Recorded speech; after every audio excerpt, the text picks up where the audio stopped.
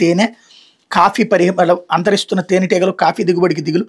మే నుంచి జూలై వరకు కాఫీ తోటలు పుష్పించే సీజన్. ఇదే సీజన్లో ఫలదీకరణకు తేనెటీగల కీలకం. వాటి సంఖ్య తగ్గిపోవడంతో కాఫీ దిగుబడిపై ప్రభావం. ఇప్పటికే 18 జాతులు అంతరించిపోయాయి. ప్రమాదంలో మరో 100కు పైగా రకాలు. ఏజెన్సీలు ఏడాది తగ్గిన కాఫీ దిగుబడి.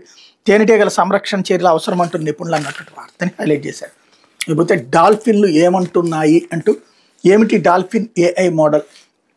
డాల్ఫిన్లు వివిధ రకాలైనటువంటి వింత శబ్దాలు చేస్తాయి, జంతువుల్లా అరుస్తాయి, పక్షుల్లా కూస్తాయి, మనుషుల్లా మురుగుతాయి, ఈలలు వేస్తాయి, కిచకిచమంటాయి, పక్కపక్కమంటాయి, పెద్ద బుడగ పగిలినట్టుగా దడేలమంటాయి. అవి ఉన్న పరిస్థితిని బట్టి తమ ప్రవృత్తిని, ప్రకోపాన్ని అనుసరించి విభిన్నమైన ధ్వనులతో తమలో తాము సంభాషించుకుంటాయి. ఆ సంభాషణలకు లేదా వాటి ధ్వనులకు అర్థమయ్యే ఉంటుందని తెలుసుకోవాలని డాల్ఫిన్ జెమ్మా అనే డాల్ఫిన్ ఏఐ మోడల్ సాఫ్ట్వేర్ను భుజాన వేసుకుని గూగుల్ సముద్ర పరిశోధన చేస్తోంది.